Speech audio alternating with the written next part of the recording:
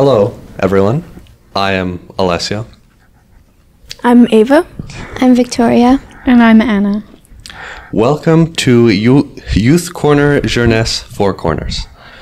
Youth Korner Jeunesse is a bilingual space where young Laurentianers express themselves by sharing their thoughts and feelings on topics that matter to them and have an impact on the Laurentian region. We bring together young Francophones, English speakers, First Nations, and immigrants established in the Laurentians with an aim to develop their leadership skills. This podcast is created by Four Corners. Four Corners is a registered Canadian charitable organization founded in 2005. We connect individuals of the Laurentians with programs and services to meet their identified needs in a secure and inclusive environment. We work collectively to serve and enrich the lives of communities in the Laurentian region. So, our theme today is suicide prevention. Suicide and depression are rampant and severe issues in the youth population of today. It's a complex issue, and today we will look at several facets of it. So, all of you, what do you think some possible causes of depression may be? I think lack of purpose is definitely one of them, because when you have a purpose, you have a reason to keep going, and it's something that you're really passionate about usually, and it can include like hobbies or future goals or just ideas, things that you want to achieve. Yeah. Yes. Okay. So, what kind of passions may give people purpose? Well, for me personally, I think passions that keep you busy in a way. So, like, for example, painting, doing art classes, or just anything that really, like, makes you stay in your own mindset and kind of just, like, work in your own, like, feeling of, I don't know how to explain it, but just, like, feel, like, how you feel and just be alone in your own thoughts in a way. You know what I mean? Yeah. It's like personal growth in a way, not necessarily something with other people, which it can be, but also something personal that you enjoy doing. Yeah, it can be exactly. anything. It could be anything, honestly. Yeah. Yeah, I know that personally I love music and storytelling too. So writing for me is a big passion.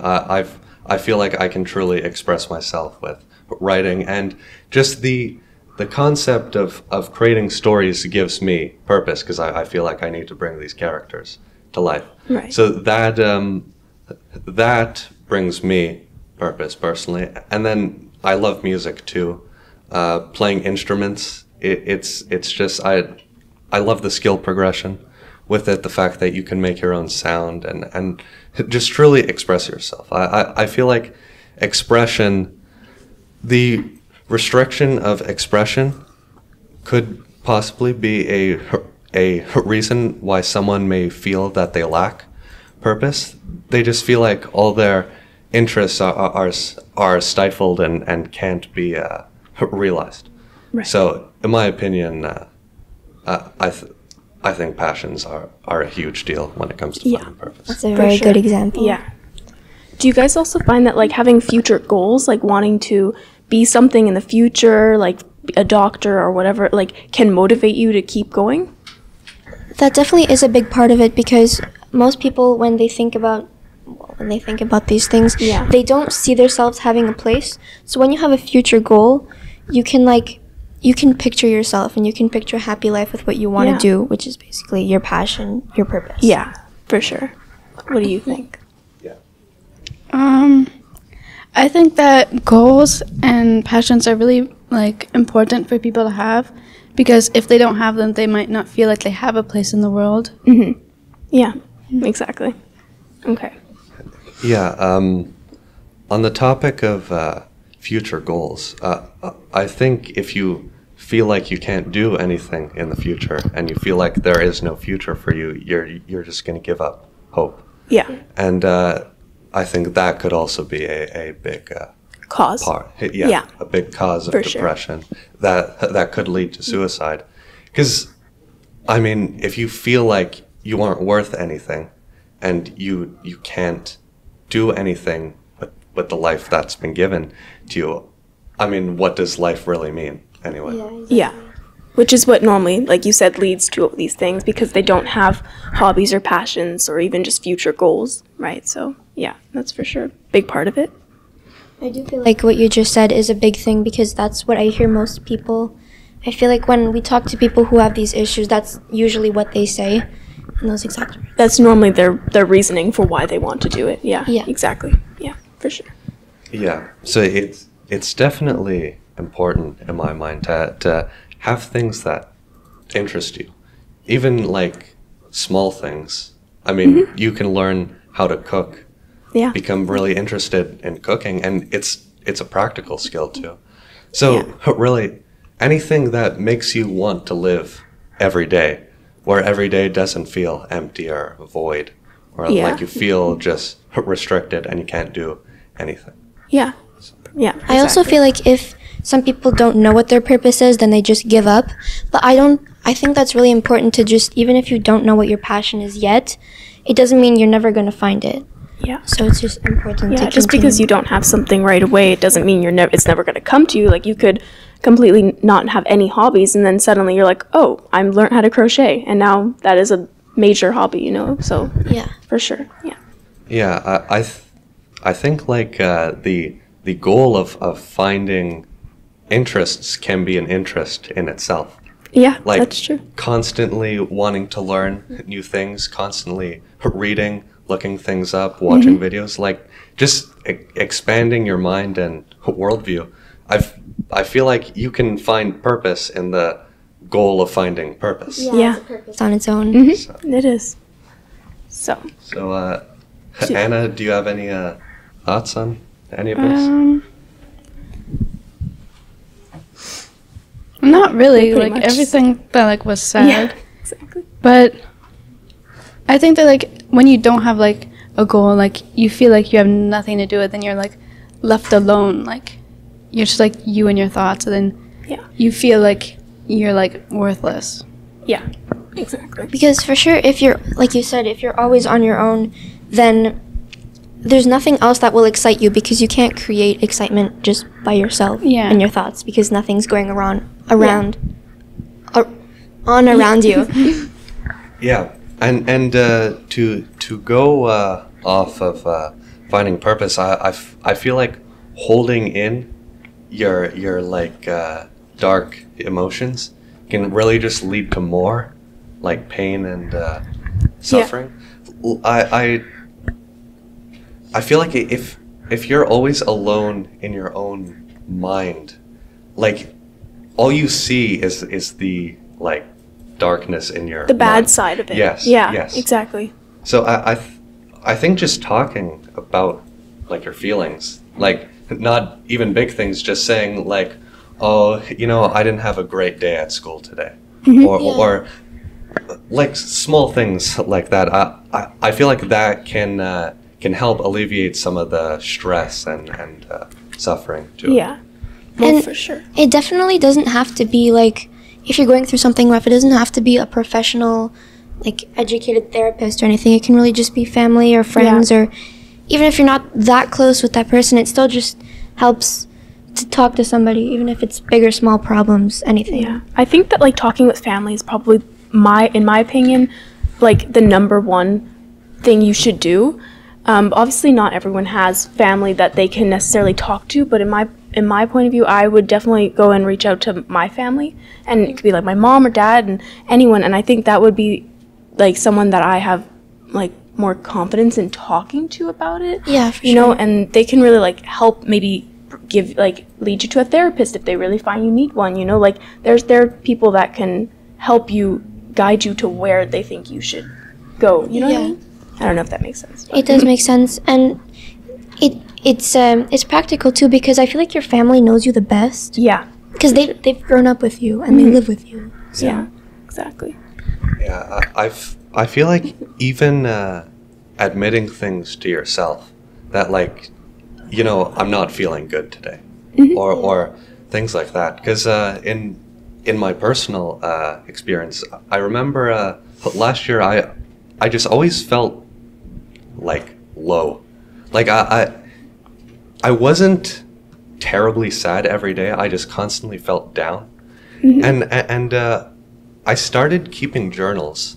And I found that in the journals I could just truly let my thoughts flow. And I found a lot of the causes as to why I felt down.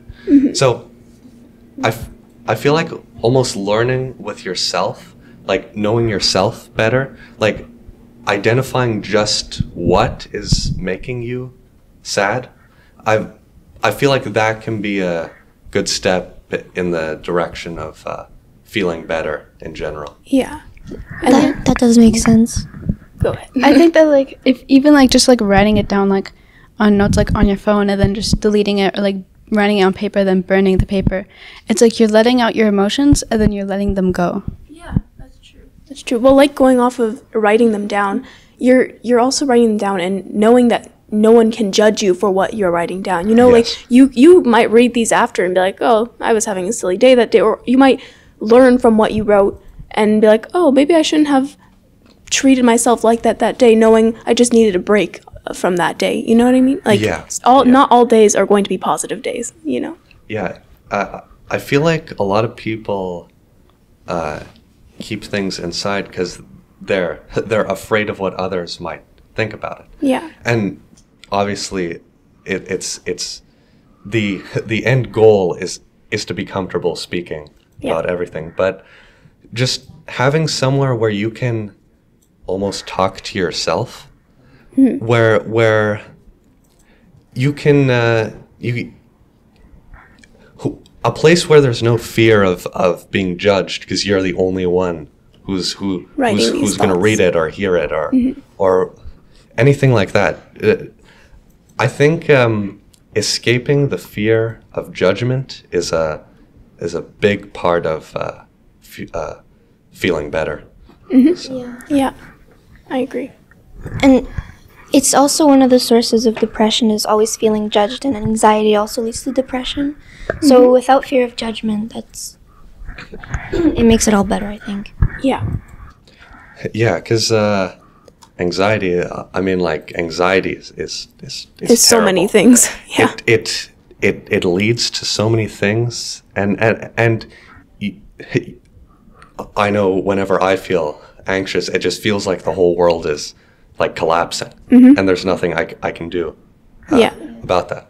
So anxiety, constant stress, nervousness, things like that, I feel like that can also contribute to depression and a general feeling of worthlessness or hopelessness. So. Yeah. I think anxiety for me is feeling like everything is just piling on top of each other and nothing is getting better. You know, it's like you just want things to get better, yet it's like having homework, yet everything is just piling and nothing is getting done. It's just stacking, and you end up with a big wall and nothing is fixed, and that's what like makes people feel like, you know, I'm done, I don't want to do this anymore, and that's what leads to it, right? So yeah. And the source of a lot of depression, I feel like, is too much anxiety, because anxiety is one thing on its own, but then there's depression, and often leads to it because there's too much anxiety. And well, look, you can be nervous for a test, right? That'll go away after, and you'll be, well, I'm glad I did the test. That's anxiety. But for this is like extreme anxiety, right? This is something that's like not something that you just do a test and it's done with, you know? Yeah, for sure. Yeah. Because anxiety is a perfectly normal emotion. Like it's just a feeling like happiness or sadness or anything like that. It's when it's constant that it becomes like life crushing. Mm-hmm.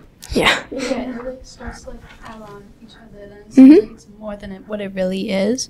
Yeah. Because you don't step back to realize that it's just you being anxious and then it leads to more than it really should be. Exactly. Yeah.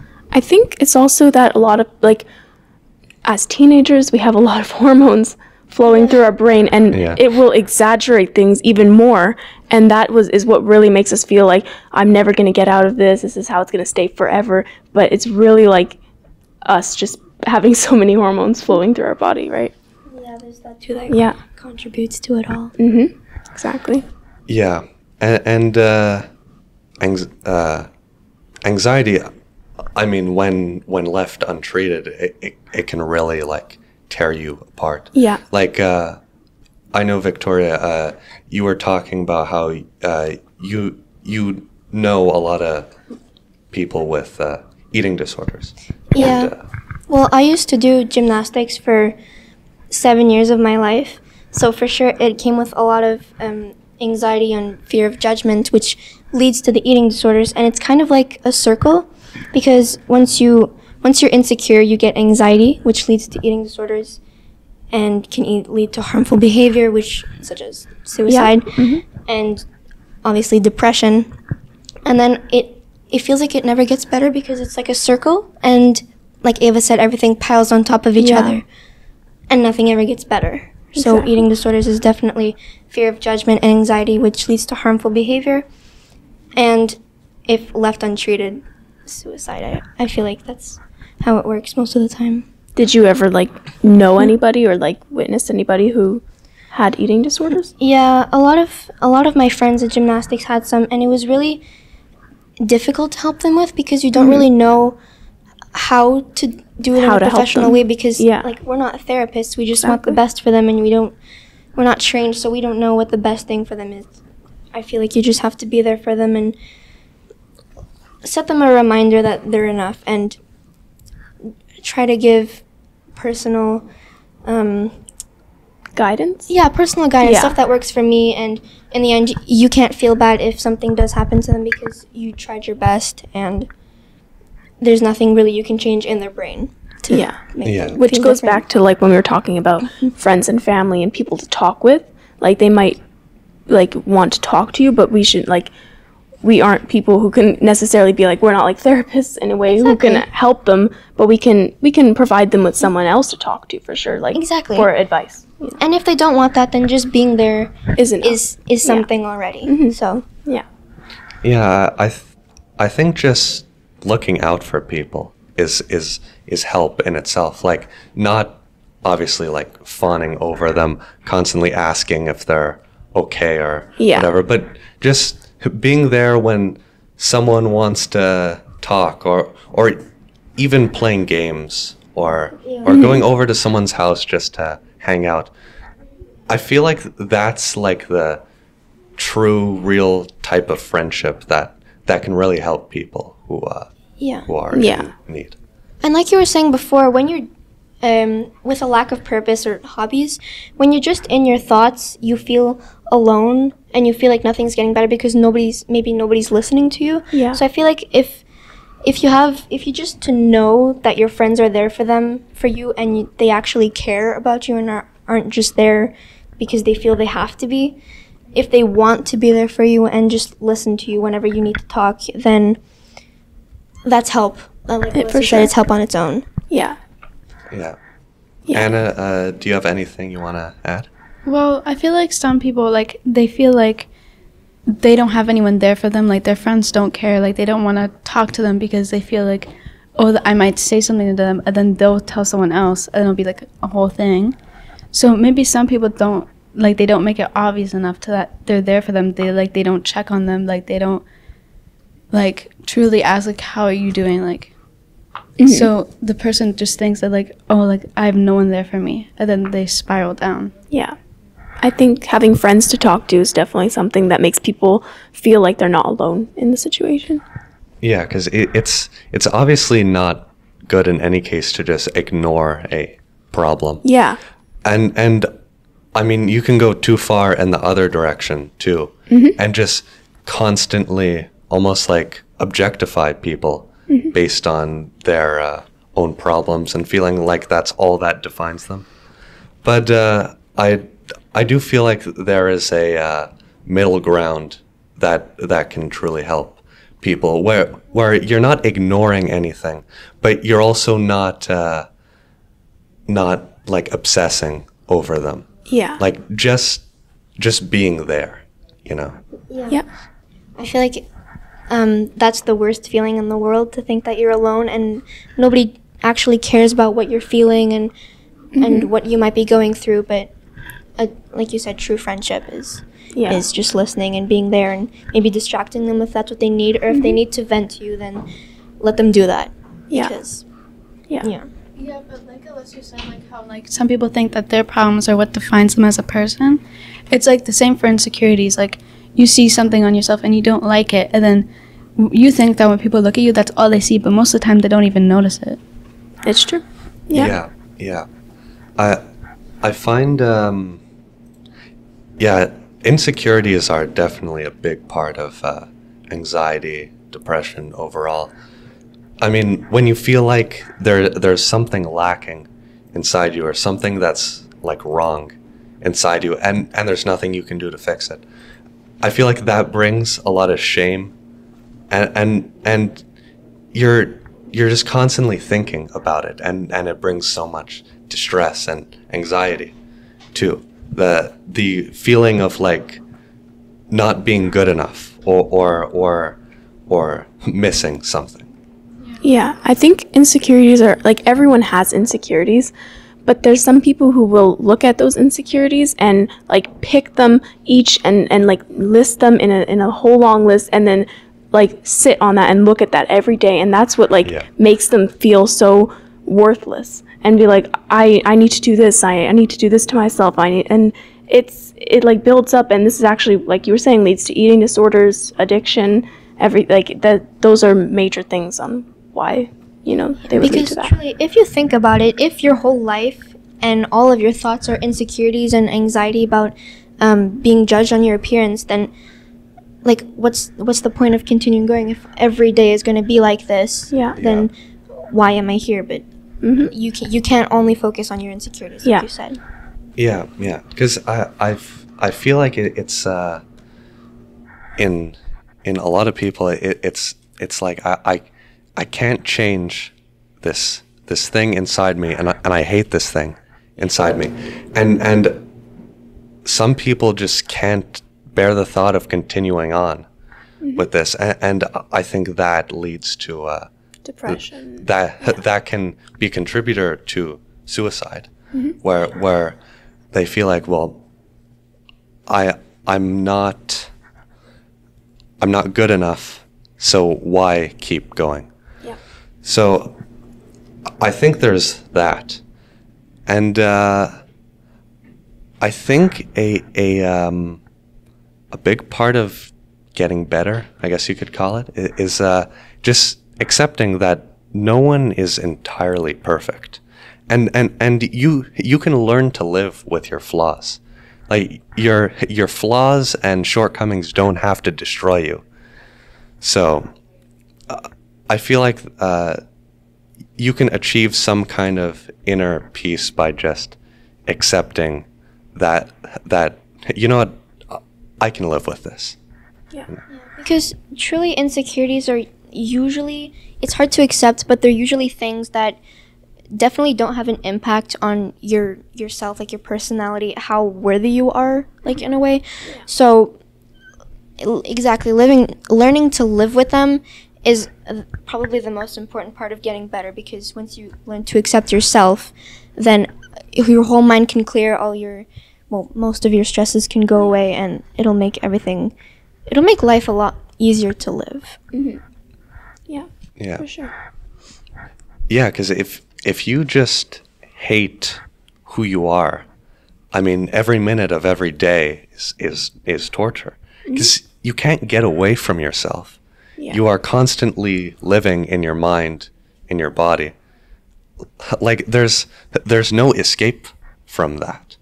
So I think acceptance and peace are super important when it comes to just continuing on. So. I think it's also the fact that people will look in the mirror and you see yourself, right? Every morning you wake up, and that's what really, like, hurts, I think, when they look at themselves and they're just like, well, that's me. And I think, like, you look at yourself in the mirror and that's all you see. And you don't look at, oh, I love my hair. You look at, oh, I hate this on myself, And you might have so many other beautiful parts. Yeah. I feel like it's almost human nature to focus on flaws rather than like strengths. Like I really don't hear many people talk about what they're good at.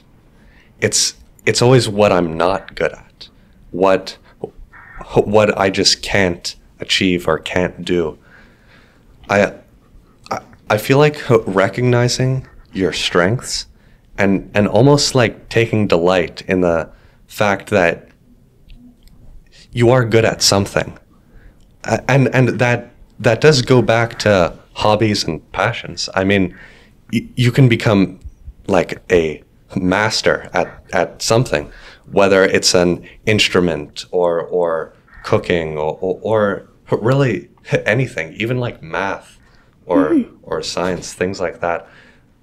I feel like it's a really good feeling to know that you're good at something. And even if you don't think you're good at anything, there's always something, and there's always something that you can find that you'll be passionate about, and that you'll realize, hey, I'm really good at that. Maybe that's can be my passion and a hobby, and it'll give you inner peace. Yeah. Yeah. So, do you have anything to add? Well, I feel like if some people find like what they're really good at, and then they start to focus on that more, that could branch out to like more things, and then they could be like more stuff, and then they'll like more life more than they did before, and they wouldn't want to commit suicide. Yeah. Because that's the thing. Finding one good thing can lead you to finding other good things. Yeah. It might teach your brain also how to focus on the positive. If you find something that you're really good at, then you can keep telling yourself, I might not be good at sports, but I really am good at math, and I do enjoy doing that a lot. Exactly. So. Yeah. Well. Yeah. So yeah, but it definitely is hard though, seeing a friend or someone really suffer and just go through all this like emotional torment. Like it almost takes a toll on you.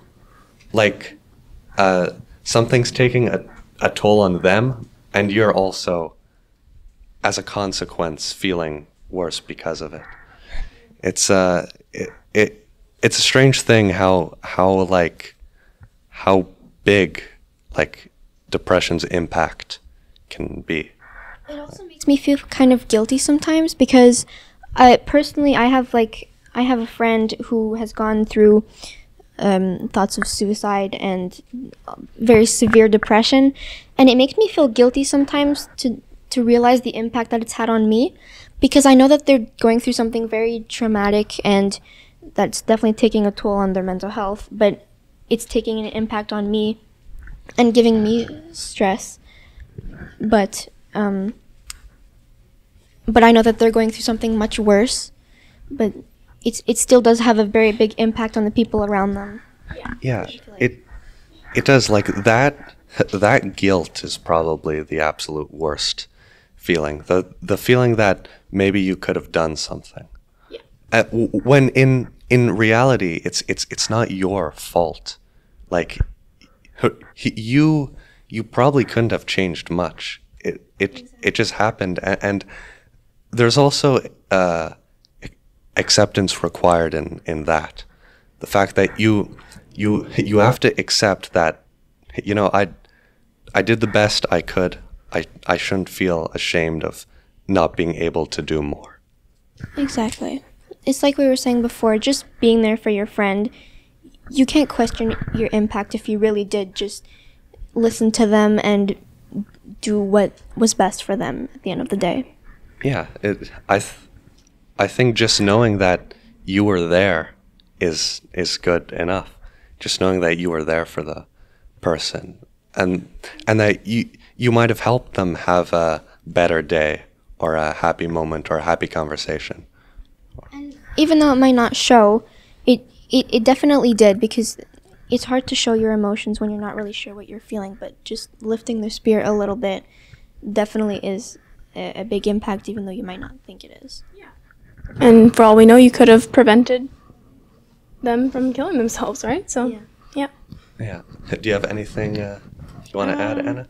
Not really, because like everyone said, like being there for someone is like the most important thing you can do. Like if you see someone and you can tell like they're sad, like you can go walk up to them and like ask them like, hey, like, are you doing okay? Like, because if they're looking like sad, and maybe they are sad, but you wouldn't know that unless you asked. Yeah. Right. So, yeah, it's a interesting conversation. It was. Yeah. So, everyone had some really good points. So, on behalf of the podcast Youth Korner Jeunesse, we thank you for your attention. Don't forget to subscribe to Youth Korner Jeunesse on YouTube. Please give us a like and make comments too. Also, check out our posts on Four Corners Facebook. If you wish, you can send your comments and questions to info@fourcorners.org. And so to conclude, Youth Korner Jeunesse is a project created by Four Corners Laurentian Community Network, and we would like to thank the funding provided by RDN, Regional Development Network, Canadian Heritage, and Secretariat for Relations with English-Speaking Quebecers. Thank you for your attention.